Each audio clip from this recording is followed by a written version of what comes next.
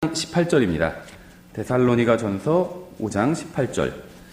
저희가 하나님의 뜻에 대해서 살펴보려고 합니다. 그래서 이 승리하는 그리스도인 시리즈 10번째 시간인데요. 사실 이건 주제가 굉장히 많습니다. 그래서 저희가 한 번에 다 하진 않고 1년에 이렇게 딱 10개 하고 쉬고 이제 다시 내년에 또 10개를 하고 이런 식으로 하려고 합니다.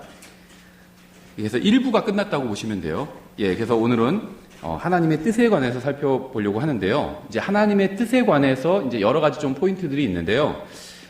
제가 교회에서 한 2번 정도 설교했던 것 같아요. 근데 이제 조금 다른 내용입니다. 제가 설교했던 거랑. 그래서 오늘 할 내용이 가장 하나님의 뜻과 관련돼선 기본적인 내용이라고 보시면 돼요. 그리고 저희가 나중에 한 2년 정도 후에 또다시 하나님의 뜻에 대해서 좀 다른 포인트에 또 설교를 하려고 합니다. 데살로니가 전서 5장 18절 찾으셨으면 다 같이 읽겠습니다.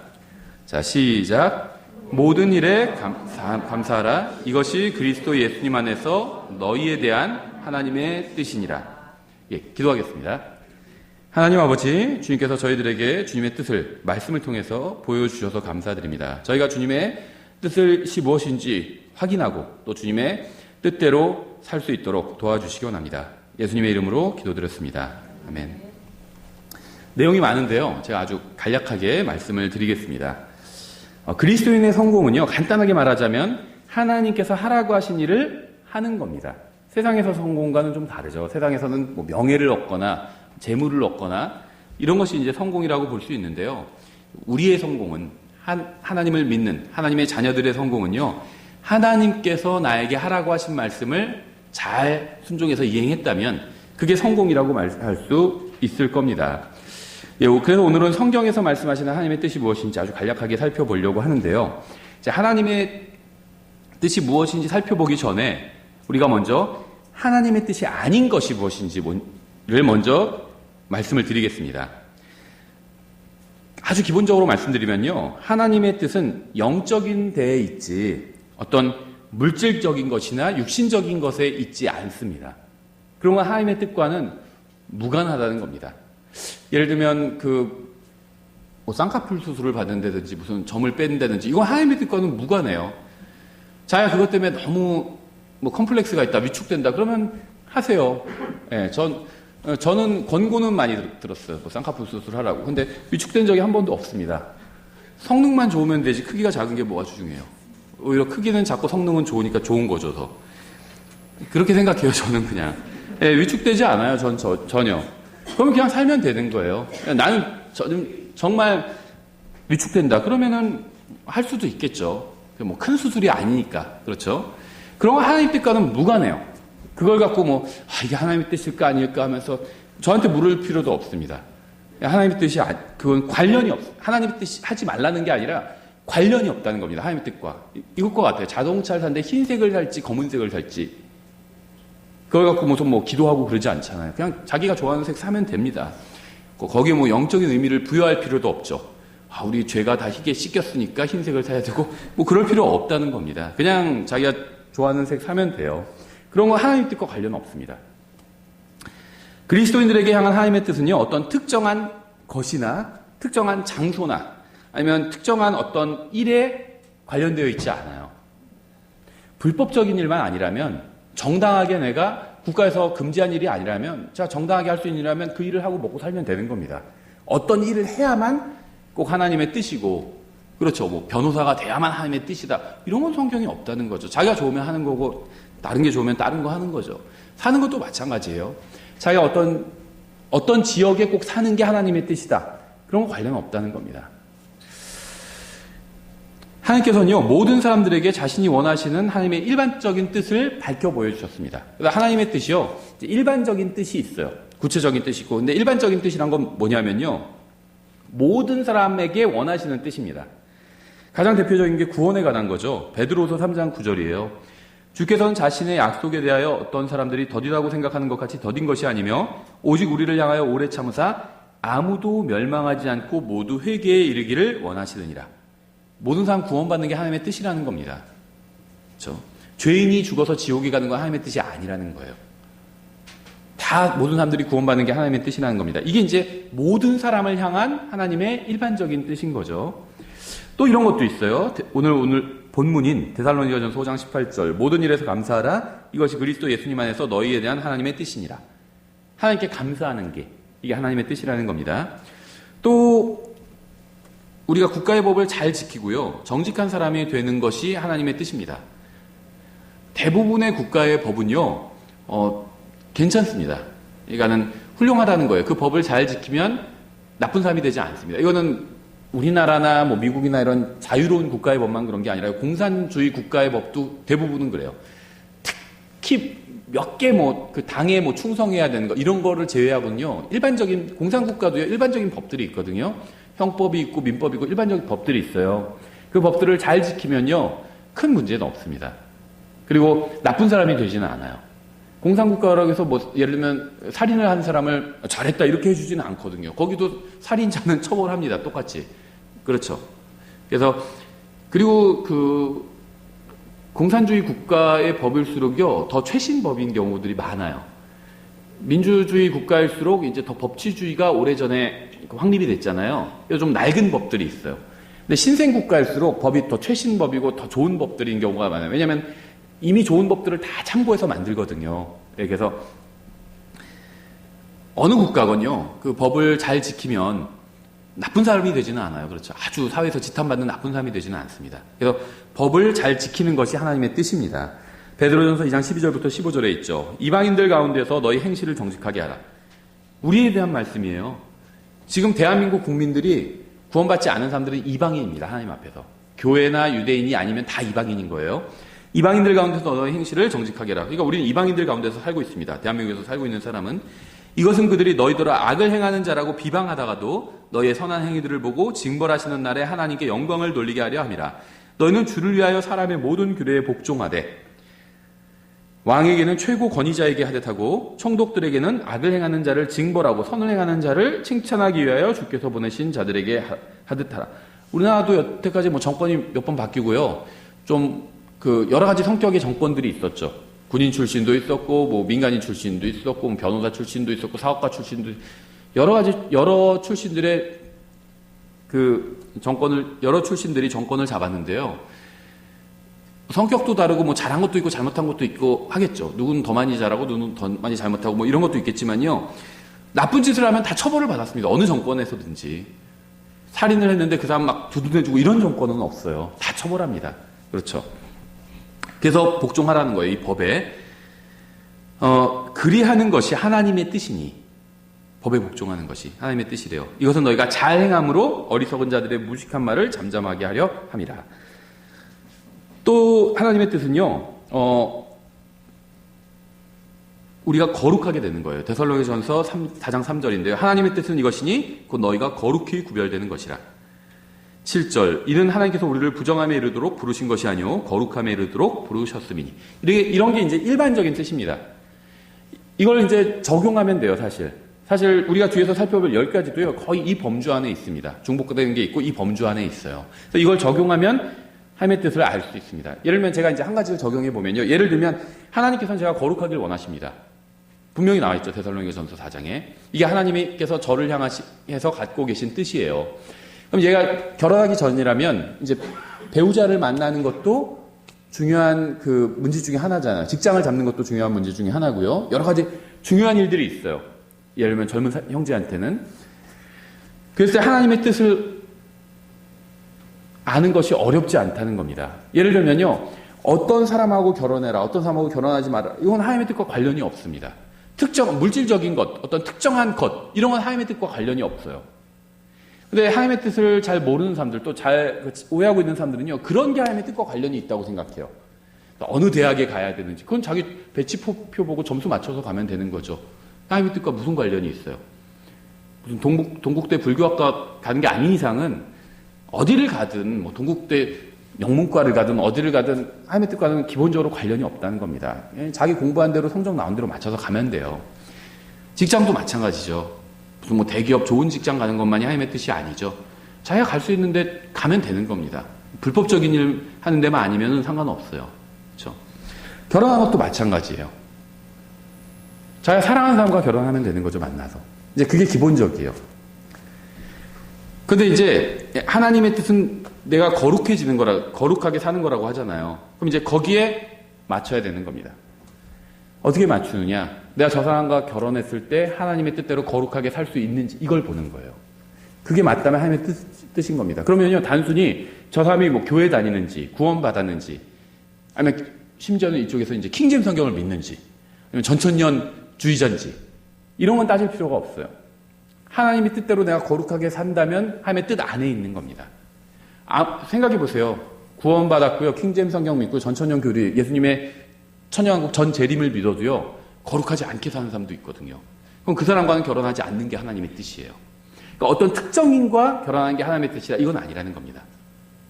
누구든 함께 결혼해서 가정을 거룩하게 잘 이뤄갈 수 있으면요, 하나님의 뜻 안에 있는 겁니다.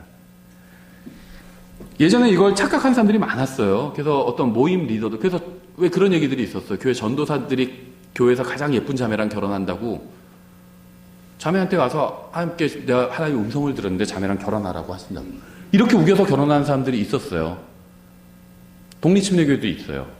어떤 목사님 그렇게 결혼했어요. 자매가 할 수 없이 결혼했다고 그러고 진짜 하나님의 뜻인 줄 알고 잘 몰라가지고 이 설교를 들었다면 결혼 안 했겠죠.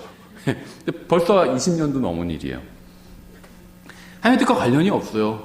예, 그런 것도 그런 사람도 봤어요. 저는 어떤 30살 제가 외국에 있을 때인데요. 30살 된 자매님인데 20살짜리 청년한테 가가지고 너랑 사귀는 게 하나님의 뜻이다. 그래서 사귀었어요, 둘이. 1년 사귀고 보니까는 뭐가 안 맞는 거야. 아무래도 나이 차이가 나고. 그래서 다시 너랑 헤어지는 게 하나님의 뜻이다 하고 헤어졌대요. 얼마나 간편해요. 하나님의 뜻과 관련이 없습니다. 자기 좋은 대로, 자기가 원하는 대로, 자기가 이렇게 됐으면 좋겠다. 그걸 하나님의 뜻이라고 생각하고 막 정당하려고 하는데요. 그거는 하나님의 뜻과는 무관합니다. 그런 것들은. 예. 그 사람과 거룩하게 살 수 있으면 하나님의 뜻인 겁니다. 근데 그 사람과 거룩하게 살 수가 없어요. 그건 하나님의 뜻이 아닌 겁니다. 그렇죠. 그러니까 이거는 단순히 구원받았느냐, 이거 이상이에요. 그래서 제가 항상 말씀드리죠. 기준은 그 사람이 구원받았어? 아니야? 이게 기준이 아니라 예수님을 사랑하는지, 이게 기준이 되어야 됩니다. 구원받고 킹제임스 성경을 믿는 사람도요, 집에 들어가서 부인 때리는 사람도 있어요. 봤어요, 전. 실제로. 상담하시는 자매님 봤어요. 남편이 구원받고 킹제임스 성경 믿는데 때린대요. 그럴 수 있어요. 구원받고 킹제임스 성경 믿어도요, 때리고요, 바람필 수도 있고요, 그래요. 근데 예수님을 사랑하면 때리지 않아요. 그렇죠? 바람피지도 않아요. 예수님을 사랑하는 게 답입니다. 구원받았는지, 킹제임스 성경 믿는지, 전천년주의 믿었는지, 이런 거 아무리 많이 믿어도요, 바람도 피고, 때리기도 하고, 별짓 다 하는 사람들도 있어요. 그건 기준이 아니라는 겁니다. 예수님을 사랑하는 게 기준, 또 거룩한 게 기준, 그게 기준이 되어야 돼요. 예, 우리가 반드시 알아야 될 사실은요, 때때로 하나님께서 원하시지 않는 일도 일어난다는 거죠. 하나님의 뜻이다, 이런 얘기를 많이 합니다. 어떤 일이 일어나면, 그거 하나님의 뜻이다, 이런 얘기를 많이 해요. 그러니까 제가 이제 처음 말씀드린 건 하나님의 일반적인 뜻 말씀드렸습니다. 하나님의 일반적인 뜻은 영적인 데 있어요. 거룩한 데 있습니다. 우리가 영적으로 성장하는 데 있어요. 그래서 내가 저 사람과 결혼해서 영적으로 더 성장해 나갈 수 있다. 그러면 하나님의 뜻이에요. 저 사람과 결혼하면 내가 끌려다니고 영적으로 성장 못한다. 하나님의 뜻이 아닙니다. 그게 기준이에요. 그렇죠. 그래서 하나님께서 원하시는 뜻들이 있고요. 일반적으로 내가 저 사람과 결혼하면 하나님께 더 감사하게 된다. 하나님의 뜻이겠죠. 그래서 제가 방금 말씀드린 것 갖고도 하나님의 뜻인지 아닌지를 맞춰볼 수가 있다는 겁니다. 이렇게. 그렇죠. 그런데 이제 문제는 뭐냐면요. 이 세상에서 여러 가지 일들이 일어나는데 이 세상에서 일어나는 일들이 다 하나님의 뜻대로 일어나는 것이 아닐 수도 있다는 겁니다. 그렇죠. 악한 삶이 잘 되는 거나 아기들이 막 굶어 죽는 거나 하나님의 뜻이라고 보기가 어렵겠죠. 근데 왜 그런 일이 일어날까요, 그럼? 거기에 대해서 잠깐만 생각해보고 이제 하나님의 뜻에 대해서 10가지를 저희가 쭉 살펴볼게요. 이 세상에는요, 온갖 종류의 전쟁, 기근, 사고가 일어납니다. 근데 그러한 일들 중에는요, 하나님께서 원하시지 않는 일들도 있어요. 하나님은 전능하시잖아요. 근데 하나님께서 원하지 않는 일들도 일어나는 경우들이 있다는 겁니다. 그래서 하나님께서는요, 때때로 보다 더 큰 일을 성취하려는 목적으로 어떠한 일들이 일어나는 것을 허락하시는 경우가 있다는 겁니다. 원하시는 건 아닌데 그냥 허락하시는 겁니다. 이러한 일에 대한 예는요, 성경 안팎으로 굉장히 많이 있는데요. 그리스도인들에게 일어나는 어떤 일들은요, 그 당시에 보면 이해할 수 없는 경우가 있어요. 그래서 어떤 그리스도인들은 하나님께서 왜 이러한 상황을 허락하셨는지 이해하지 못하고 절망하기도 하고요, 심지어 하나님을 원망하기도 합니다. 아니면 이게 다 하나님께서 원하시는 일만 일어나는 거다 이러면서 자기가 막 마음대로 나쁜 짓도 하면서 정당하는 경우도 있어요. 내가 이렇게 나쁜 짓을 하는 건 하나님께서 원하셨기 때문에 할 수 있었던 거다. 원하시지 않았으면 막으셨을 거다. 그래서 그런 얘기도 들은 적이 있어요. 제가 컨닝을 했는데 하나님께서 보이게 해주셨다는 거예요. 딱 대각선으로 앉은 저 사람의 답안지가 보이게 해주셨다는 겁니다. 그러니까 원하지 않았으면 막으셨을 텐데 보이게 해주셨다는 건 하나님의 뜻이라는 겁니다. 아니죠. 당연히죠. 그럼 왜 보일까요, 그게? 하나님께서는요, 자유의지를 주셨습니다. 로봇으로 우리를 만들지 않으셨다는 거예요. 그러니까 그 자유의지를 주고요, 그거를 우리가 마음대로 사용할 수 있도록 허락해 주셨다는 겁니다. 제한된 범위 내에서. 예를 들면 자유의지가 있어 나는 그냥 이 지구를 멸망시키고 싶어. 그렇다고 멸망시킬 수 있는 건 아니에요. 그건 허락 안 해주셨어요. 그런 능력은 안 주셨습니다. 어떤 일정한 능력은 주셨다는 거예요. 그래서 그걸 가지고 내가 무엇인가를 해볼 수 있게는 하셨다는 겁니다. 그렇죠? 술을 마실 수도 있어요. 근데 저는 술을 마시는 거 택하지 않습니다. 술을 안 마셔요. 어떤 사람 술 마시고요, 운전을 합니다. 그래서 신호등에서 기다리고 있던 초등학생 어떤 아이를 치어서 죽이는 경우도 있어요. 하나님께서 주신 자유의지를 가지고 악하게 사용한 경우겠죠. 근데 하나님께서 그런 경우도 허락하신다는 겁니다. 그렇죠. 여기서 하나님께서는요, 여러 가지 이유로 어떤 일들이 일어나는 것을 허락하시는 경우가 있다는 겁니다. 그래서 인간에게 자유의지를 주셨고요, 선이든지 악이든지 인간이 스스로 선택해서 결정하게 하셨습니다. 물론 하나님께서는 인간이 가장 좋은 것을 선택할 수 있도록 모든 지침을 성경을 통해서 말씀하셨지만 선택은 언제나 인간이 하도록 하셨다는 겁니다. 사도행전 21장 4절부터 14절에서요, 사도 바울은 예루살렘에 가려고 했지만 그건 하나님의 뜻이 아니었습니다. 하나님께서 다양하게 그게 하나님의 뜻이 아니란 걸 보여주셨어요, 사도 바울한테. 하나님께서는 바울에게 예루살렘에 가지 말라고 3번이나 경고하셨고요. 근데 결국 바울은 예루살렘에 갔죠. 그래서 어떻게 됐죠? 거기서 투옥됐어요. 투옥됐죠. 그래서 투옥돼서도 뭐 복음을 전했으니까 되는 건 아닌가? 투옥되지 않았으면 더 자유롭게 많이 전할 수 있었겠죠, 복음을. 그렇죠. 그러니까 바울도 하나님의 뜻을 어기고 간 적이 있다는 겁니다. 그렇죠? 또 하나님께서는요, 간음하지 말라고 말씀하셨어요. 근데 간음을 할 것인지 혹은 그렇게 하지 않을 것인지 이 결정은 다윗이 내리도록 하셨다는 겁니다. 그렇죠? 결국 다윗은 간음을 하기로 결정했고요. 성경에 의하면 다윗은 혹독하게 그 대가를 치렀죠. 하나님께서는요, 사람들에게 자유롭게 결정할 수 있는 자유의지를 주셨습니다. 대신 자기가 내린 결정에 대해서 그 대가를 또 치르게 하셨다는 겁니다. 갈라디아서 6장 7절부터 8절에 있죠. 속지 말라. 하나님은 조롱을 받지 아니하시나니 이는 사람이 무엇을 심든지 그대로 거둘 것임이니라. 자기 육신을 위하여 심는 자는 육신으로부터 썩는 것을 거두되 성령을 위하여 심는 자는 성령으로부터 영존하는 생명을 거두리라. 뿌린 대로 거두게 하셨다는 겁니다. 성경은 하나님의 뜻이 무엇이고 하나님께서 무엇을 원하시고 기뻐하시는지 모두 온전히 계시해 주고 있습니다. 성경에 나온 가장 대표적인 하나님의 뜻 10가지를 저희가 이제 살펴보도록 하겠습니다. 먼저 갈라디아서 1장 4절에 있는데요. 악한 현 세상에서 구원받는 것이 하나님의 뜻입니다. 그분께서 하나님, 곧 우리 아버지의 뜻에 따라 이 악한 현 세상에서 우리를 건지시려고 우리의 죄들로 인하여 자신을 주셨으니 이렇게 말씀하고 있죠. 성경에 따르면요, 이 세상은 악한 세상이에요. 악한 세상. 예수님께서는 이 악한 세상으로부터 우리를 구원하시기 위해서 죽으셨습니다. 우리가 하나님의 뜻에 대한 이 말씀들을 찾아보면요, 모두 이 악한 현 세상과는 관련이 없는 것임을 알 수 있어요. 이 국가를 뭐 바로 세우라든지, 국가 바로 세우는 게 나쁜 일은 아니죠. 그런 것에 관한 말씀은 없다는 겁니다. 그러니까 그리스도인이 거기에 막 매진하는 거는, 그러니까 자기 일일에서 매진하는 건 괜찮아요. 자기가 무슨 어떤 정당에서 일을 하고 있어요. 그래서 거기에 매진하고, 아니면 정부를 위해서 뭐 공무원이에요. 일을 하고 있어요. 자기 일일에서 하는 건 상관없습니다. 그런데 그리스도인의 사명은 아니라는 거죠. 불이 났을 때 불을 끄는 거는 잘못된 게 아니죠. 자기가 소방관이에요. 그래서 불 끄러 다녀요. 그럼 잘하는 거죠. 근데 그리스도인의 사명은 아니에요. 불 끄러 다니는 게. 그러니까 저는 나쁜 일을 한 게 아니에요. 국가를 바로 세우는 게 나쁜 일을 한 게 아닙니다. 불 끄는 거 나쁜 일 아니에요. 우리 국가를 지키는 게 나쁜 일이 아니죠. 근데 국가를 누가 지켜? 군인이 지키는 거잖아요. 제가 막 지킨다고 철책 거기 막 들어가가지고 막 제가 감시하고 있고 이러면 제가 할 일을 안 하고 있는 거죠. 그게 그리스도인의 사명은 아니에요. 국가 지키는 게 중요하다고 해서 막 우리 교회 다 몰려가서 막 철책선 지키고 있고, 이건 우리의 일이 아니라는 겁니다. 그건 군인들의 일입니다. 훌륭한 일이에요. 그거 저는 지지합니다. 고마워요. 그분들 그렇게 자기를 희생해서 우리가 안전하게 살 수 있잖아요. 우리의 일은 아니라는 거죠. 좋은 일이지고 훌륭한 일이지만 교회가 할 일이 있습니다. 교회가 할 일. 그렇죠. 예, 그래서 이 세상에서 무엇인가를 바로잡고 무엇인가 하는 건요, 우리가 할 일은 아닙니다. 나쁜 일이란 게 아니에요. 무슨 오염 폐수 막 흘리는 거 발각하고 다니고, 그것 나쁜 일 아니죠. 좋은 일입니다. 우리가 할 일은 아니라는 거죠. 그렇죠. 우린 복음을 전하는 게 우리의 일이에요. 진리를 가르치고 복음을 전하는 게 우리의 일입니다. 폐수 같은 거 단속하고 그건 또 공무원이 할 일이죠. 우린 지지합니다. 공무원이 그걸 단속하면 잘한다고 우리는 칭찬하죠. 지지합니다. 우리가 할 일은 아니라는 거죠. 그것도 우리나라를 좋게 만드는 일이죠. 우리나라를 오염시키는 거를 막는 일이니까. 하지만 우리가 할 일은 아니라는 거죠. 그리스도인이 할 일은 아니라는 겁니다. 자기가 그 직업을 갖고 있어서 그 일을 하면 그건 훌륭합니다. 하지만 우리가 할 일은 아니라는 거죠.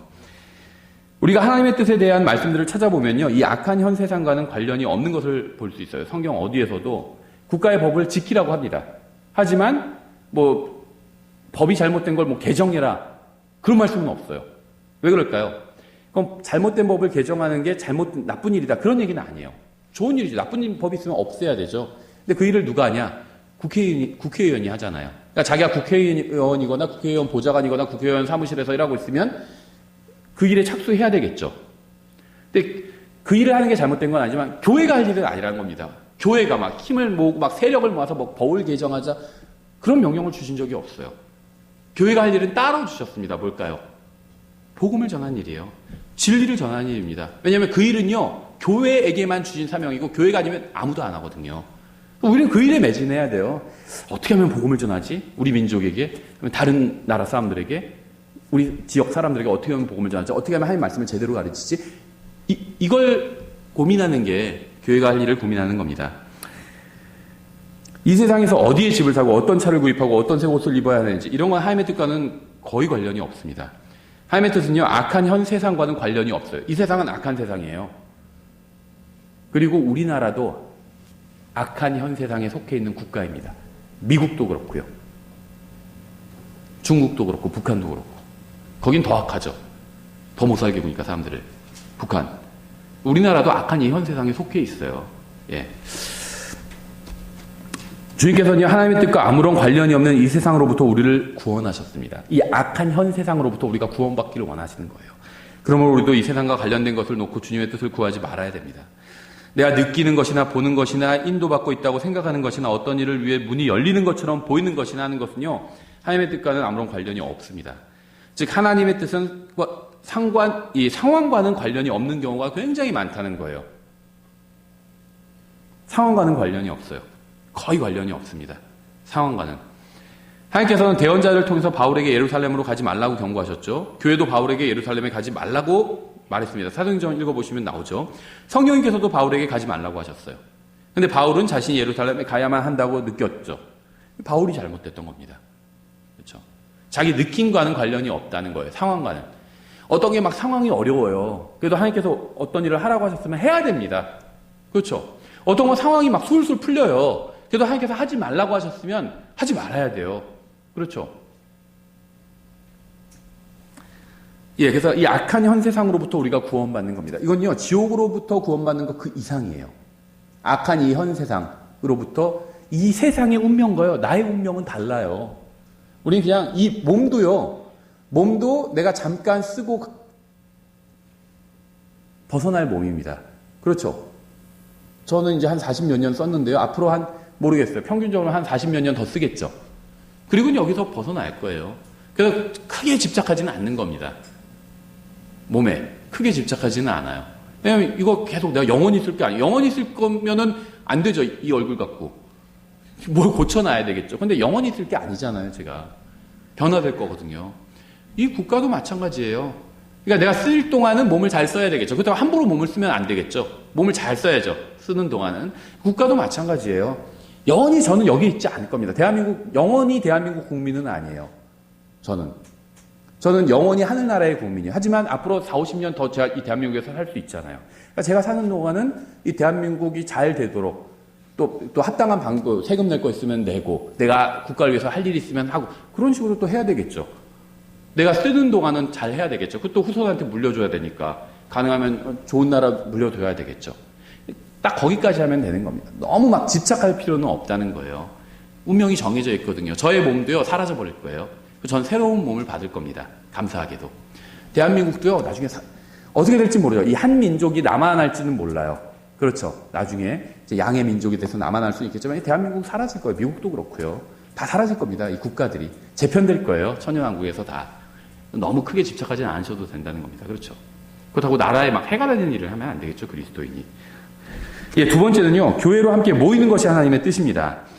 로마서 1장 9절부터 10절에 내가 그분의 아들의 복음 안에서 내 영으로 섬기는 하나님께서 내 증인이 되시거니와 내가 기도할 때 언제나 너희에 관하여 끊임없이 말하며 어찌하든지 이제라도 마침내 하나님의 뜻에 따라 순전한 여정을 얻어 너희에게 나아가게 되기를 간구하노라. 또 끝부분에 15장 31절에 내가 유대에 있는 믿지 않는 자들로부터 구출받게 하며 또 예루살렘을 위하여 내가 섬기는 일을 성도들이 받아들이게 하고 내가 하나님의 뜻에 따라 기쁨으로 너희에게 나아가 너희와 함께 새 힘을 얻게 하라. 로마서의 시작과 끝부분에서 바울은 동일한 것을 말하고 있는데요. 바울은 하나님의 뜻에 따라 이 세상의 불신자들로부터 자신을 분리해서요. 믿는 자들과 교제를 나누려고 했습니다.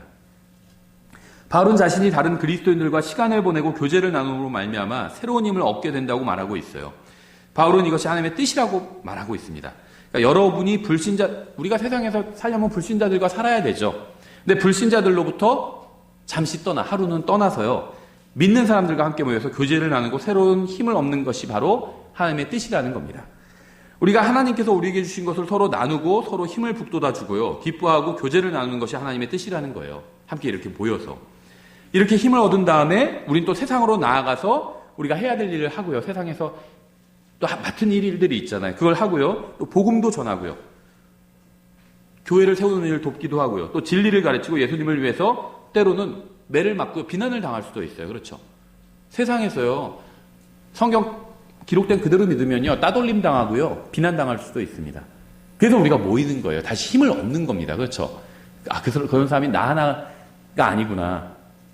저도 장례식 참석해 보면요.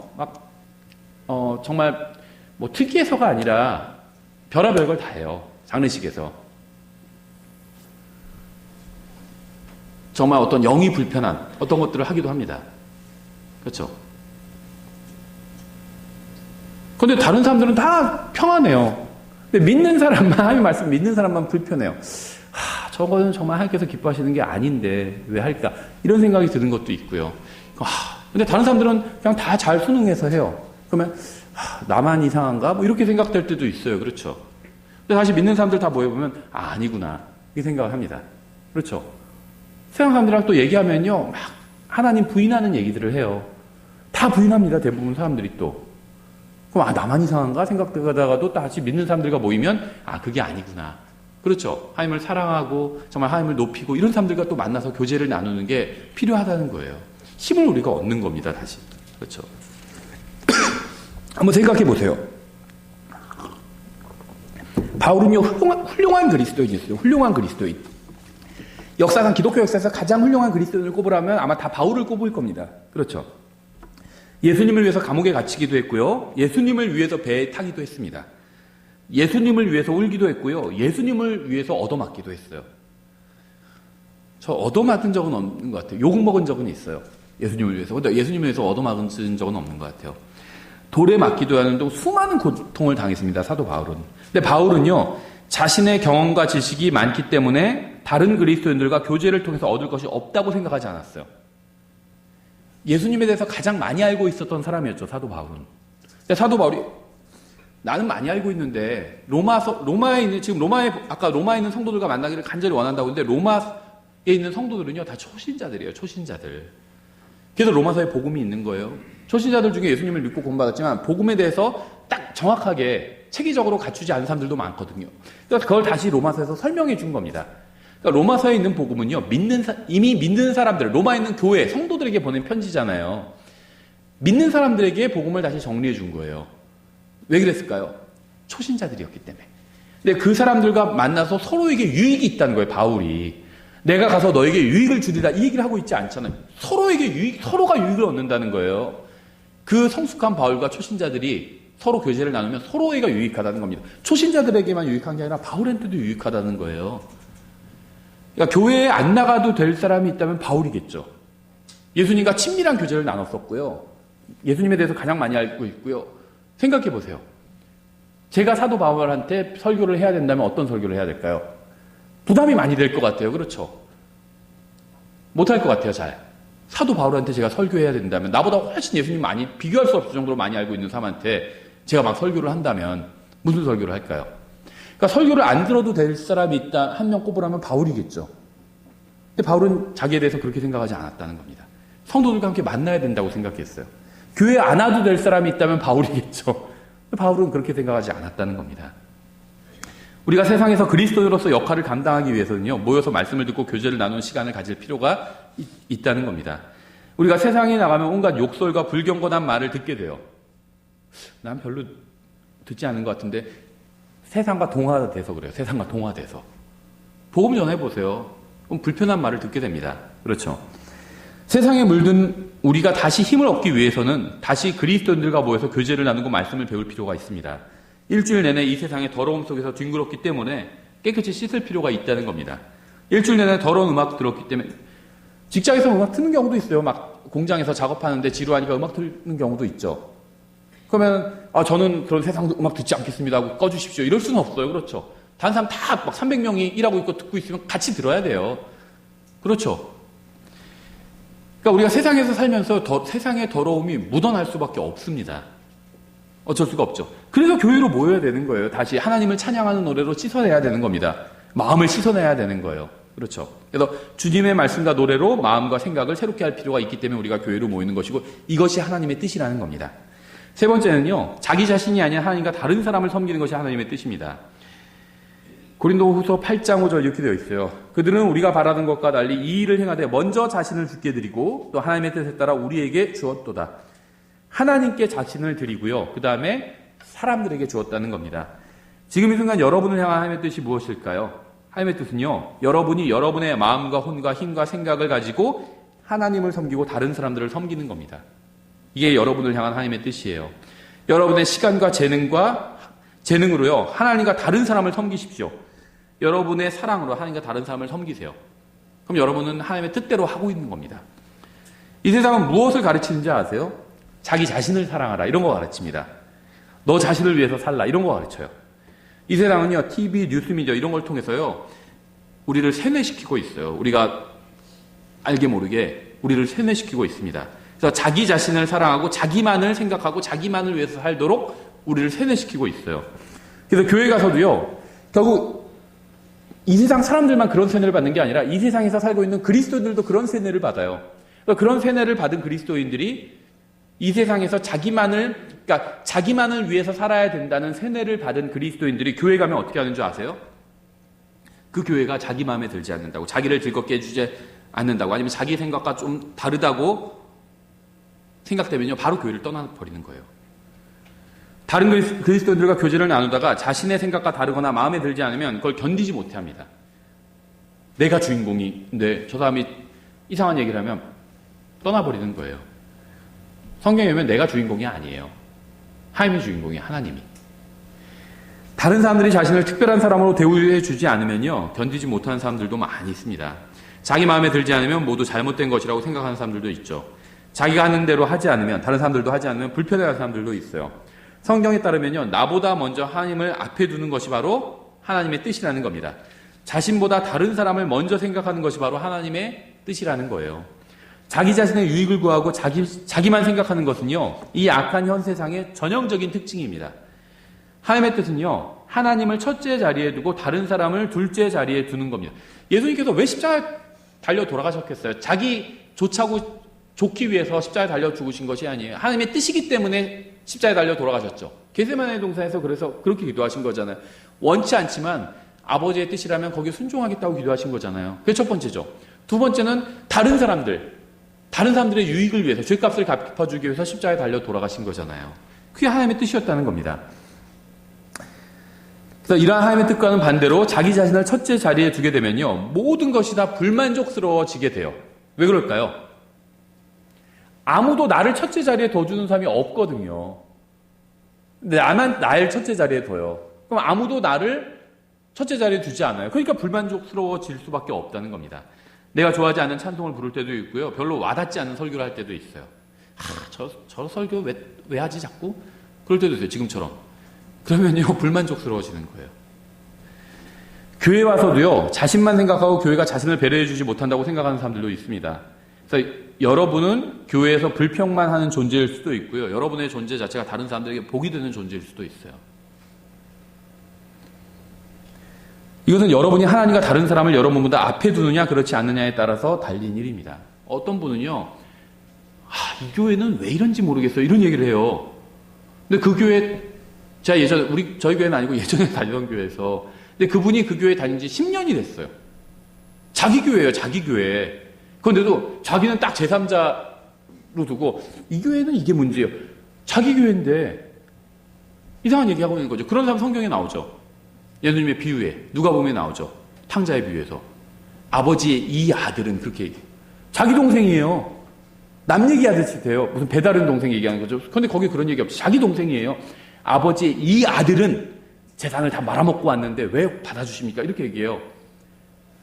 표현이 정확히 그렇게 나와요. 아버지의 이 아들은 그렇게 나와요. 남 얘기하듯 해요. 아버지가 뭐라고 얘기하시는지도 정확히 나오죠.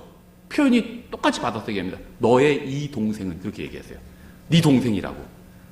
이 교회는 왜 이런지 모르겠어요. 그런 사람한테 하나님께 뭐라고 하실까요?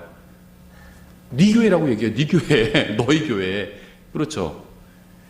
남 얘기 하듯이 하세요. 그러면요, 불행해요. 항상 불만이고.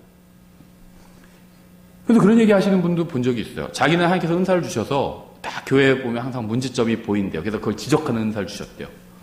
근데 그건 성경에 없어요. 그런 은사는. 교회에 다니시다 보면요, 부족한 점이 보일 겁니다. 왜 보이는 줄 아세요? 하나님께서 보여주셨기 때문이에요. 근데 왜 보여주셨을까요? 그게 중요해요. 1번 지적하게 하기 위해서, 2번 부족한 점을 내가 채우게 하기 위해서. 채우게 하기 위해서예요. 쓰레기가 떨어져 있어요, 교회에. 그럼 어떤 사람은 왜 이렇게 이 교회는 왜 이렇게 지저분해? 자기가 그 교회 창립 멤버면서 그런 사람도 있어요. 이 교회는 왜 지저분해? 그런 사람이 있고요. 어떤 사람은 여기 쓰레기 있네 해서 줍는 사람이 있어요. 누가 더 복이 될까요, 교회에? 자기 위주로 생각하면요, 자기가 대장이라고 생각하고 자기 대접받아야 된다고 생각하잖아요. 그럼 불행해지기 시작하는 겁니다. 그렇죠? 하나님의 뜻은요, 여러분이 하나님을 섬기고 다른 사람을 섬기는 거예요. 그리스도의 몸의 유익을 위해서 여러분의 불편함이나 손해를 기꺼이 감수하는 것이 하나님의 뜻입니다. 하나님의 뜻은요, 구원받은 사람들이 모여서 교제를 나누고 새로운 힘을 얻는 겁니다. 하나님의 뜻은요, 다른 사람을 먼저 생각하고 섬기는 거예요. 굉장히 간단하죠. 네 번째는요, 자신의 세대를 섬기는 것이 하나님의 뜻입니다. 하나님의 특별한 뜻을 알려달라고 구하지 마세요. 주님께 하나님의 뜻을 알려달라고 구하지 말고 이미 알려주신 뜻이 무엇인지 찾아보고 그 말씀에 순종하세요. 하나님의 뜻은요, 어디 다른 곳에 있는 것이 아니라 모두 성경에 다 기록되어 있습니다. 주님께서는 이미 자신의 뜻을 모두에게 밝히 알려주셨어요. 이미 알려주셨는데 자신에게만 특별한 뜻을 알려달라는 것은요, 하나님의 말씀을 무시하는 겁니다. 하나님의 뜻은 우리가 다른 사람들을 사랑과 진리로 섬기는 거예요. 여러분이 이 말씀에 순종한다면 여러분이 어디에 있는지는 전혀 상관이 없습니다. 여러분이 어디에 있건 간에 섬길 누군가가 있고요, 주님을 섬길 기회가 있어요.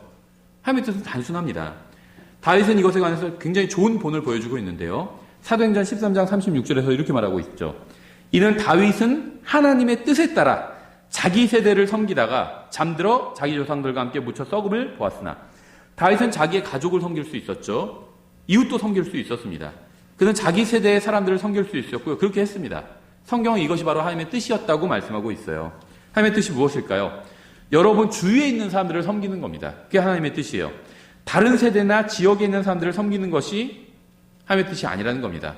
어떤 사람들은요, 자기가 선교사로 부름받았다고 이야기를 하면서 선교지에 가면은 이제 사역을 시작할 거라고 합니다. 모금을 하고 다녀요. 자기 후원해 주라고.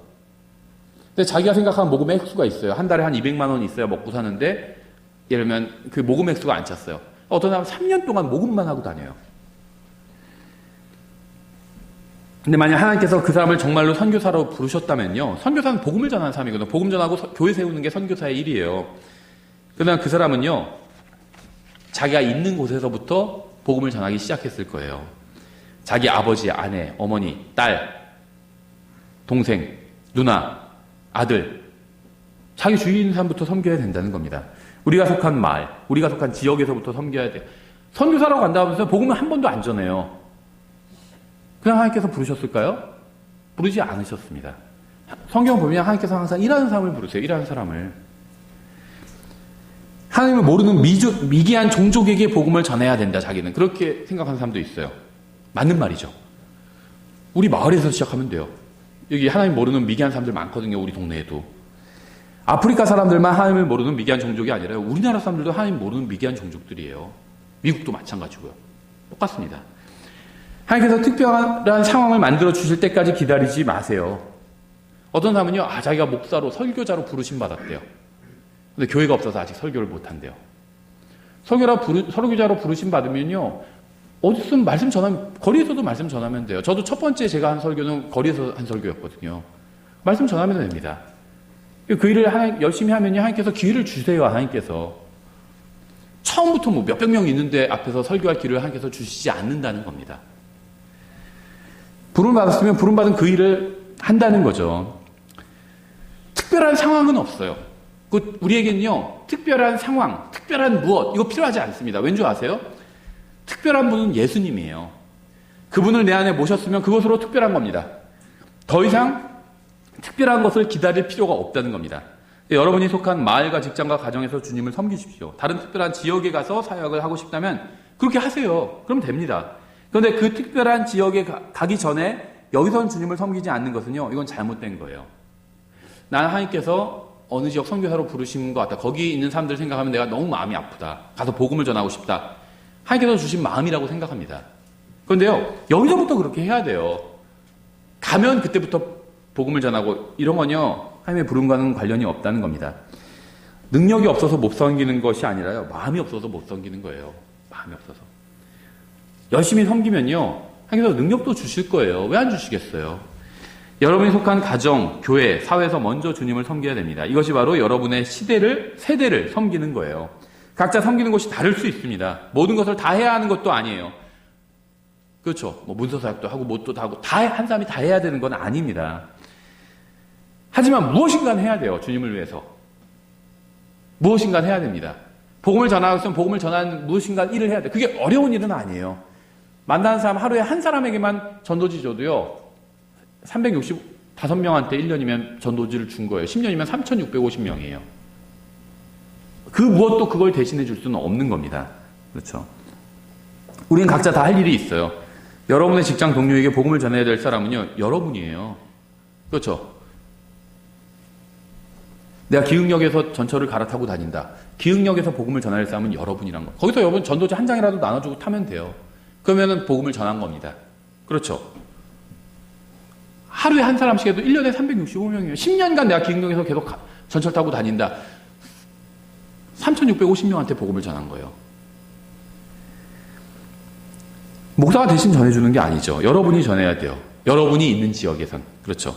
때로 목사가 대신 전해줄 수도 있어요. 우리 누구 복음을 전해야 되는데 이 사람이 내가 전하기 힘든데 목사님이 전하면 듣겠다고 해요. 그럼 가서 전해줄 수 있죠. 근데 기본적으로 여러분 주위에 있는 사람들에게는 여러분이 복음을 전해야 되는 겁니다. 다섯 번째는요, 모든 일에 감사하는 것이 하나님의 뜻이에요. 오늘 본문이었죠. 모든 일에서 감사하라. 이것이 그리스도 예수님 안에서 너희에 대한 하나님의 뜻이니라. 저희가 하는 모든 일은요, 하나님께서 원하셔서 그런 것인지 제가 확실히는 모르겠어요. 왜냐하면 제가 뿌린 대로 거두는 것일 수도 있거든요. 제가 좋은 걸 뿌려서 하나님의 말씀대로 살아서 좋은 일이 일어날 수도 있습니다. 하나님의 말씀대로 살지 않아서 나쁜 일이 일어날 수도 있는데 그것도 제가 뿌린 대로 거둔 거죠. 그럼 거기에도 감사해야 돼요. 제가 도둑질을 했으면 잡혔어요. 나쁜 일이 일어난 거죠. 왜냐하면 내가 나쁜 일을 했기 때문에. 그럼 거기에 감사해야 됩니다. 그게 하나님의 뜻이라는 거예요. 여러분에게 일어나는 모든 일이 다 하나님의 뜻이라고 할 수는 없어요. 하나님의 직접적인 뜻이 있고 간접적인 허락하시는 뜻이 있거든요. 직접적인 뜻은 원하시는 뜻이에요. 우리가 성경에서 지금 살펴보고 있는 것들이죠. 이게 원하시는 뜻입니다. 간접적인 뜻은요, 허락하시는 뜻이에요. 그냥 그러한 일이 일어난 걸 허락하시는 겁니다. 교통사고로 어린아이가 죽는 걸 원하지 않으시지만 그런 일이 일어나는 걸 허락하신다는 겁니다. 그러니까 하나님의 허락하시는 뜻, 간접적인 뜻은요, 하나님의 뜻이 아닌 거예요, 사실은. 그렇죠. 여러분에게 일어난 일들은 대부분의 경우에요, 여러분이 뿌린 대로 거둔 겁니다. 자기가 열심히 일을 안 해놓고는, 나는 왜 이렇게 먹고 살 것도 없지? 자기 일을 안 했으니까 먹고 살 게 없죠. 취업할 데가 없다고 하는데 취업할 데가 없는 건 아닌 것 같아요. 좋은 직장이 없는 거죠. 그렇죠. 누구나 다 좋은 직장에 들어가고 싶잖아요. 좋은 직장이 뭐죠? 편하게 조금 일하고 돈 많이 주는 데가 좋은 직장이겠죠. 그러면서 존경도 받고. 근데 그런 직장은 들어가기도 어렵고 적잖아요. 근데 직장은 많대요. 사람 막 구하고 있고. 어디든 들어가면요, 먹고 살 수도 있어요. 먹고 살 수도 없다. 그러니까 몸이 건강하다는 전제하에, 병이 있으면은 일을 할 수가 없죠. 건강하다는 전제하에 굶어 죽는 건 자기 책임이야. 대한민국에선 적어도. 그렇죠. 먹고 살 수는 있어요. 좋은 직장 들어가고 싶어서 자기가 취직 안 할 뿐이지. 그렇죠. 냉정하게 말한다면 먹고 살 수는 있다는 거죠. 젊고 건강하다면 그렇다는 겁니다. 하나님의 뜻은요, 우리가 어떤 상황과 문제와 생의 어려움과 고난에 마주치더라도요, 미움과 쓴뿌리와 복수심과 야비한 영을 갖지 않는 겁니다. 누가 나에게 잘못해도요, 내가 그 사람에게 복수해야지, 이런 마음을 갖지 않고 감사한 것, 항상 감사한 마음을 유지하는 것, 이게 하나님의 뜻이라는 겁니다. 왜 구원받은 사람들이 다른 구원받은 사람들에게 상처를 줄까요? 쓴뿌리가 있기 때문에. 쓴뿌리가. 우리의 삶에는요, 분명 어려움이 있습니다. 근데 우리는 구원받은 사람들이에요. 모든 것 안에, 모든 것은 안 좋은 방향으로 가고 있지만요, 우린 거듭난 사람들입니다. 이 세상에서는 문제에 봉착하게 되지만 우리는 하늘나라에 가게 될 거예요. 우리는 우리의 영원한 운명을 알잖아요. 그래서 감사할 수 있는 거예요. 항상 우리가 불평할 것보다는 감사할 것들이 더 많이 있습니다. 하나님의 뜻은요, 우리가 어떠한 상황과 환경과 문제와 고난에 있다 할지라도 우리가 하나님께 감사하는 겁니다. 하나님께서는 감사하다는 소리를 듣고 싶어 하세요. 감사하다는 소리. 무엇인가 구하는 기도가 잘못된 것은 아닙니다. 자녀가 부모님한테 구할 수 있죠. 다만 순수한 감사로 이루어진 기도를 한번 드려보세요. 저희도 이제 아이들한테 이걸 가르치거든요. 이게 쉽지는 않아요. 어떨 땐 와서요. 그래서 제가 이제 가끔 뭐 선물을 줄 때가 있어요. 저렴한 거라도 뭐라도 한 1,000원짜리라도 사주면 굉장히 좋아하거든요. 그럼 이제 와서 와 하고 가면은 저를 보지 않고 와 선물이다 하고 막 선물만 보고 예이 하고 막 좋아해요. 그러다가 받고 있다가 한참 후에 와요. 그래서 선물을 주셔서 감사합니다 이럴 때 있어요. 그러면 이제 또 사준다는 걸 알거든요. 감사하면 또 사줄게 하기 때문에 그걸 기억하고 와요. 근데 그때 기쁘죠, 부모 입장에선. 하나님도 마찬가지라는 거예요. 모든 일에서 감사하라. 이것이 그리스도 예수님 안에서 너희에 대한 하나님의 뜻이니라. 자신을 향한 하나님의 뜻이 무엇인지 모르는 분이 있나요? 하나님께 감사하십시오. 그게 하나님의 뜻이에요. 어떤 상황에 있든지 간에 주님을 찬양해 보세요. 그것이 하나님의 뜻입니다. 여러분이 기도할 때 감사와 찬양으로 시작해 보세요. 여러분에게 주신 것을 일일이 열거하면서 주님께 감사를 드려 보십시오. 저도 어떨 때 막 불평이 나올 때 있거든요. 하는 게 잘 안 되고 내가 원하는 것과 반대 방향으로 막 상황이 가고 있고 그럼 불평이 나오죠. 그럴 때 다시 이제 마음을 가다듬고 내가 감사할 만한 것들을 한번 생각을 해봅니다. 리스트를 작성해 봐요. 쓸 때도 있고 머릿속으로 한번 생각해 볼 때가 있어요. 교회를 생각할 때도 저도 불평이 나올 때도 있어요. 근데 그럴 때 지난 6년간을 돌아봅니다. 아, 뭐 또 하나님께서 해주셨고 더 해주셨고 더 해주셨고 더 해주셨고 그럼 다시 감사한 마음으로 마음이 바뀌어요. 우리 인생도 마찬가지죠. 불평이 있다가도요, 다시 감사한 것, 내가 받은 것들 한번 지난 10년간 받은 걸 한번 총 정리를 해봅니다. 통계를 내봐요. 감사한 일들이 많이 있더라고요. 그래서 내가 무슨 문제다, 그게 문제다 이렇게 생각이 들 때요, 하나님께서 나에게 해주신 것들을 생각해보고 감사를 드리면요, 결국 그게 문제가 아니란 걸 알게 됩니다. 아, 하나님께서 지난 10년간 이렇게 인도해 주셨지, 마저 나를. 이번에 또 인도해 주실 거야. 그럼 믿음이 생기게 되더라고요. 하나님께서 항상 여러분을 선하게 대해 주셨습니다. 모질게 대하신 적이 없어요. 저를. 여러분도 마찬가지고. 여러분이 감사하지 않는다면요, 결코 이것을 알 수 없을 겁니다. 우리는 감사하는 법을 배워야 돼요. 감사하는 법. 그래야 하나님의 뜻을 알 수 있습니다. 6번째는요, 잘 행함으로 어리석은 자들의 일을 잠잠하게 하는 것이 하나님의 뜻입니다. 베드로전서 2장 15절에 있죠. 그리함이 하나님의 뜻이니 이것은 너희가 잘 행함으로 어리석은 자들의 무식한 말을 잠잠하게 하려 함이라. 너희가 자유로나 너희의 자유를 악을 덮는 도구로 쓰지 말고 오직 하나님의 종들로서 행하라. 이 구절은요, 우리를 비평하는 자들에 대해서 두 가지 것을 말씀하고 있습니다. 첫째는요, 그들이 어리석고 무식하다는 거예요. 잘 모른다는 겁니다. 뭔가를. 제가 한 말이 아니라 하나님께서 하신 말씀이죠. 성경에서 말씀하시는 모든 것을 믿으면요, 사람들이 이단이라고 부릅니다. 그들은 어리석고 무식하기 때문에 진리를 믿는 것을 이단이라고 하는 거예요. 교회가 세상적인 것을 정지하고 바르게 살 것을 가르치기 때문에 교회에 나오지 않는 사람들도 있어요. 어리석고 무식한 사람들과 논쟁을 할 필요가 없습니다. 우리를 누가 비평한다면요, 그걸 막 받아치고 논쟁할 필요가 없다는 겁니다. 그냥 그대로 두면 되는 거예요. 그럼 어떻게 해야 되느냐? 하나님께서 보고 계시다고 생각하고요, 선하고 의롭고 하나님의 뜻대로 살면 되는 겁니다. 그럼 모든 비평은 다 없어지게 돼 있어요. 인터넷에도 검색해보면 저는 그렇게 유명한 사람이 아니죠. 저를 아는 사람이 대한민국에 몇 명이나 있겠어요? 많지 않겠죠. 근데 검색해보면요, 이제 제가 왜냐면 자료들을 옮기고 누구든지 다 마음대로 퍼가도 됩니다, 이렇게 해놨거든요. 검색해보면 가끔 어디 가서 누가 퍼간 게 있어요. 그걸 좋아하는 사람이 퍼갔겠죠. 근데 그걸 싫어하는 사람이 막 욕하는 사람도 있습니다. 저를 욕해요. 막 비방하고 막 탐욕적이다 이렇게 비방하는 사람도 있더라고요. 거기에 내가 막 뭐 고소를 하거나 일일이 대응하거나 뭐 저는 탐욕적이지 않습니다, 그러면 더 웃기죠. 그게 그렇게 하지 않습니다. 하나님의 말씀대로 살면 돼요.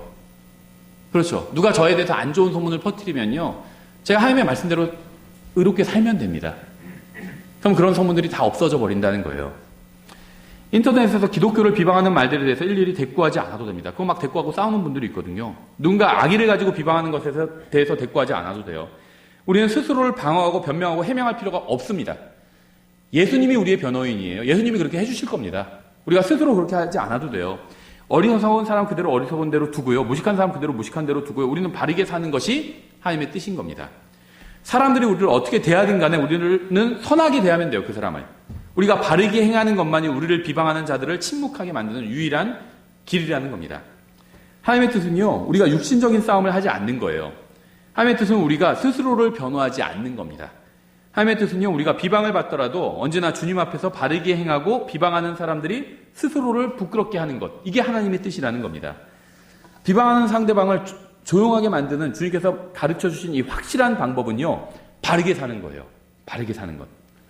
이게 좀 시간은 오래 걸리지만 확실합니다. 바르게 사는 것.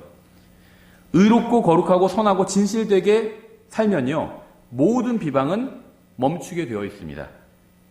그리고 이것이 바로 주님께서 우리에게 가르쳐 주신 유일한 방법이에요. 하나님의 뜻이고요. 그래서 여러분이 비방을 받으면요, 너무 괴로워하지 마세요. 주님께서도 비방받으셨어요. 주님께서 뭐 잘못하신 게 하나라도 있으셨나요? 예수님께서? 그런데도 비방을 받으셨어요. 우리가 비방받는 건 당연한 겁니다. 그래서 막 거기에 막 마음 아파하시는 분들도 있어요. 상담 전화하시는 분도 있고, 그럼 저도 이제 위로해 드리고 하긴 하는데요. 누가 자기 막 직장에서 욕하고 다닌대요. 괴롭겠죠. 근데 너무 크게 신경 쓰지 말라는 겁니다. 내가 의롭게 살면은 하나님께서 다 나머지는 돌봐주신다는 거예요. 7번째, 악을 행함으로 고난받지 않는 것이 하나님의 뜻입니다. 베드로전서 3장 17절이죠. 너희가 선을 행함으로 고난을 받는 것이 하나님의 뜻일진데 악을 행함으로 고난을 받는 것보다 나으니라. 베드로전서 4장 19절. 그러므로 하나님의 뜻대로 고난을 받는 자들은 잘 행하는 가운데 자기 오늘 그분 곧 신실하신 창조주께 맡겨 지키시게 할지어다. 그리스도인들이 잘못해서 하나님께 영광이 돌아가지 않고 오히려 하나님의 이름이 모독당하는 경우들이 있잖아요. 교회 목사가 잘못하든지 그리스도인들이 잘못해서, 기독교인들이 잘못해서. 그래서 우리가 잘못하지 않는 것이 하나님의 뜻이라는 겁니다. 여러분이 무엇인가를 할 때 항상 먼저 생각해 보셔야 돼요. 내가 이것을 하면은 사람들이 혹시 하나님을 욕하지 않을까? 그럼 그걸 하면 안 됩니다. 사람들이 욕할 것 같다고 생각이 든다면. 8번째는요, 우리가 거룩히 구별되는 것이 하나님의 뜻이에요. 데살로니가전서 4장 3절에 있었죠. 하나님의 뜻은 이것이니 곧 너희가 거룩히 구별되는 것이라. 우리를 향한 하나님의 뜻은요, 굉장히 단순하고 분명합니다. 우리는 악한 세상에서 살고 있어요. 이 세상은 악합니다. 이 세상은요, 음행을 조장해요. 그렇죠. 예전에는요, 그래도 문란한 사람이 비난을 받았어요. 근데 지금은요, 문란한 사람이 비난을 받지 않아요. 능력자라고 그래요. 경험도 많고 능력자라고, 정숙하게 살고 순결하게 살면 조롱을 당해요. 무슨 모태솔로라고 그러고요. 순결하게 살면 비난을 당해요. 그래서 청년들이 많이 흔들려요. 내가 너무 독특한 건가? 나는 정말 주님 앞에서 순결하게 살고 싶은데 막 친구들이 막 놀리고, 너 아직도 경험 없냐? 막 놀리고요. 거기 흔들리는 사람들도 있어요. 어떤 제가 교회 다닐 때 잘못된 얘기를 들은 적도 있어요. 어떤 청년들을 지도하는 사람인데, 그래도 한 경험을 좀 해보는 것도 좋아요. 뭐 이런 얘기도 하더라고요. 죄는 경험해 볼 필요가 없어요. 그런 경험은 없어도 됩니다. 하나님의 뜻은요, 우리가 순결하게 사는 거예요. 거룩하게 사는 겁니다. 거룩하게 사는 건 잘못된 게 아니에요. 부끄러운 것도 아닙니다. 특히 청년들은요, 위축될 필요가 없어요. 부끄러워할 필요도 없습니다. 순결한 건 부끄러운 게 아니에요. 하나님 앞에서. 순결하지 않은 게 부끄러운 겁니다. 그렇죠. 당당해야 돼요. 당당해야 돼요. 그리스도인 청년들은. 이 세상은요, 즐길 수 있을 때 즐기라고 합니다. 근데 성경은요, 우리가 거룩히 구별되는 것이 하나님의 뜻이라고 말씀하고 있어요. 성경은 우리가 우리의 욕망과 열정과 감정을 어떻게 조절해야 되는지, 통제해야 되는지 말씀하고 있습니다. 우리가 자신을 조절해서 음행에 빠지지 않는 것이 하나님의 뜻이라는 겁니다. 성경은 우리가 짐승처럼 살지 말고요, 인간답게 사는 것이 하나님의 뜻이라고 말씀하고 있어요. 짐승은요, 앞뒤 결과를 생각하지 않고 본능에 따라 삽니다. 그렇죠. 수컷이 암컷 보면은 덮쳐요. 그게 짐승의 삶이에요. 어떤 행위를 하면 자신의 명성에 먹칠을 할까봐 걱정하는 짐승은 없어요. 그렇죠. 내가 비겁하게 뒤에서 덮쳐서 잡아먹었다고 소문나면 어떡하지? 이런 거 걱정하는 사자는 없다는 거죠. 근데 이 세상은요, 본능에 충실하라고 가르칩니다. 이 세상은 영화, TV, 잡지, 인터넷을 통해서 그렇게 하라고 가르쳐요. 오직 하나님의 말씀만이 인간답게 살라고, 거룩하게 살라고 가르치고 있습니다. 자신의 인생을 향한 하나님의 뜻이 무엇인지 궁금하세요? 음행을 삼가고 거룩하게 사는 게, 이게 하나님의 뜻이에요. 하나님의 뜻은요, 이해하기 어렵지 않고요, 분명하고 명백합니다. 9번째, 예수님을 위해서 은사를 사용하는 것이 하나님의 뜻입니다. 고린도전서 1장 1절 이렇게 되어 있죠. 하나님의 뜻에 따라 예수 그리스도의 사도로 부르심을 받은 바울과 우리 형제 소스테는, 서신서도 앞에 대부분 이런 식으로 시작을 하고 있죠. 이 말씀에 의하면요, 바울이 예수 그리스도의 사도가 된 것은 하나님의 뜻을 따른 것이었습니다. 사도 바울은 전적으로 예수 그리스도만을 위한 사도였어요. 그가 하는 모든 것은 목적이 있었습니다. 그 목적은 바로 예수님의 영광이었고요. 예수님 자체가 사도 바울의 목적이었어요. 바울이 예수 그리스도의 사도였던 것처럼 여러분도 예수 그리스도의 사람이 되어야 됩니다. 여러분의 직업이 무엇이든 간에 예수 그리스도의 사람이 되어야 돼요. 회사원이라면 예수님을 위한 회사원이 되어야 돼요. 목수라면 예수님을 위한 목수가 되어야 됩니다. 그렇죠. 의사라면 예수님을 위한 의사가 되어야 돼요. 여러분이 하는 모든 것의 목적이 예수님의 영광을 위한 것이어야 합니다. 우리는 은사를 사용해서 우리 자신을 섬길 수도 있고 세상을 섬길 수도 있어요. 우리가 받은 은사를 단순히 사용하는 것이 하나님의 뜻이 아니라 예수님의 영광, 하나님의 영광을 위해서 사용하는 것이 하나님의 뜻이라는 겁니다. 우리의 영광이나 이 세상에서의 번영을 위해서 은사를 사용하는 것이 아니라 우리를 위해서 자신을 주신 예수님을 위해서 은사를 사용하는 것이 하나님의 뜻이라는 거예요. 마지막으로 10번째, 로마서 8장 26절부터 28절 이렇게 되어 있습니다. 이와 같이 성령께서도 우리의 연약함을 도우시나니 우리가 마땅히 기도할 바를 알지 못하나 성령께서 말로 할 수 없는 신음으로 신이 우리를 위해 중보하시느니라. 마음을 살피시는 분께서 성령의 생각이 무엇인지 아시나니 이는 그분께서 하나님의 뜻대로 성도들을 위해 중보하시기 때문이니라. 우리가 알거니와 하나님을 사랑하는 자들 곧 그분의 목적에 따라 부르심을 받은 자들에게는 모든 것이 합력하여 선을 이루느니라. 아버지 하나님과 아들 하나님과 성령 하나님께서 성도들을 위해서 계획하고 계시고 중보하고 계신 것이 있다면 그것은 하나님의 뜻이겠죠. 제가 여러분을 위해서 기도하고 여러분이 저를 위해서 기도하는 것은 하나님의 뜻이라는 겁니다. 성령님께서는, 그러니까 무슨 말이냐면 성령님께서는 항상 하나님의 뜻대로만 하시는 분이죠. 성령님은 하나님의 뜻이 아닌 걸 한 번도 해보신 적이 없어요. 그렇죠? 예수님도 항상 하나님 아버지의 뜻대로만 행하시는 분이죠. 근데 성령님과 예수님이 지금 뭐 하고 계실까요? 예수님은요, 아버지 오른편에 앉아서 우리를 위해서 중보하고 우리를 위해서 기도해주고 계신 거예요. 성령님은 뭐 하고 계실까요? 우리 안에서 우리를 위해서 기도해주고 계신 겁니다. 그래서 다른 사람을 위해서, 하나님의 자녀들을 위해서 기도하는 것이 바로 하나님의 뜻이라는 겁니다. 그렇죠? 예수님께서 우리를 위해서 중보하고 계시고요. 성령님께서도 그렇게 하고 계시다면 다른 사람을 위해서, 그리스도인들을 위해서, 성도들을 위해서 기도하는 것이 바로 하나님의 뜻이라는 겁니다. 성령님께서는 하나님의 뜻대로 우리를 위해서 중보해 주고 계십니다. 우리도 성령님처럼 서로를 위해서 중보 기도하는 것이 하나님의 뜻이라는 겁니다. 아들 하나님도 중보해 주시고 성령 하나님도 중보해 주십니다. 만약 우리가 아들 안에 있고 성령 안에 있다면 우리는 어떻게 해야 될까요? 우리는 다른 형제 자매를 비판하고 비방하는 것을 그만둬야 된다는 거예요. 뒤에서 비방하지 말고 뒤에서 기도해 줘야 돼요. 여러분이 누군가를 위해서 기도하면서 동시에 그 사람을 향해서 쓴뿌리를 가지고 있거나 그 사람을 미워할 수는 없습니다. 여러분이 누군가를 위해서 기도한다면요, 그 사람을 결국 사랑하게 돼요. 이것이 바로 저는 예수님께서 우리를 사랑하시고 성령께서 우리를 사랑하시는 이유 중 하나라고 생각해요. 생각해보세요. 성경에 보면요. 하나님은 우리를 사랑하고 계시죠. 그렇죠. 예수님은 여러분을 사랑하고 계세요. 자기의 자녀들 사랑하고 계십니다. 성령님은 자기의 자녀들인 여러분을 사랑하고 계십니다. 근데 왜 사랑하실까요? 왜? 우리가 우리 자신을 보면 우리가 사랑스러워서 사랑하실까요? 하나님의 뜻대로 막 살아서 말 잘 듣는 자녀라서 사랑하실까요? 그게 아니란 거 우리가 알잖아요. 그렇죠? 답은 여기에 있다고 생각해요. 우리를 위해서 기도하시기 때문에 우리를 사랑하신다고 생각합니다. 여러분도 한번 해보세요. 누구 꼴 보기 싫은 사람이 있다면 그 사람을 위해서 기도해 보세요. 그럼 결국 그 사람 좋아하게 돼요. 사랑하게 되고. 예수님은요, 우리를 위해서 끊임없이 중보를 하고 계십니다. 그래서 우리를 더욱 사랑해 주고 계신 거예요. 하나님께서는요, 우리도 서로 그렇게 하기를 원하신다는 겁니다. 여러분을 향한 하나님의 뜻이 무엇인지 알아야 됩니다. 방금 제가 10가지 정도 더 있어요. 큰 것만 찾아본 겁니다. 하나님의 뜻이, 나를 향한 하나님의 뜻이 무엇인지 알아야 되고요. 그게 첫 번째고요. 그 다음에는요, 그 뜻을 행해야 됩니다. 행하되 온전하게 행해야 돼요.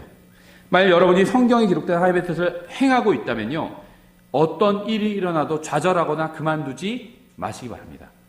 막 상황이 이게 하면 안 되는 상황으로 가요. 그래도 하시라는 겁니다. 성경을 통해서 이게 하나님의 뜻이 분명하다고 확인했다면, 그러면 하나님께서는요, 넘치도록 충분히 보상해 주실 거예요. 기도하겠습니다. 하나님 아버지, 저희를 구원하여 주시고 또 주님의 말씀을 주셔서 감사드립니다. 그러나 저희가 때로는 어리석고 무지하고 무능하고 또 믿음 없음으로 말미암아 주님의 말씀대로 살지 못할 때가 많이 있습니다. 저희가 먼저 하나님의 뜻이 무엇인지 분명히 확인하고 또 그 뜻대로 살 수 있도록 저희를 도와주시기 원합니다. 감사드리며 예수님의 이름으로 기도드렸습니다. 아멘.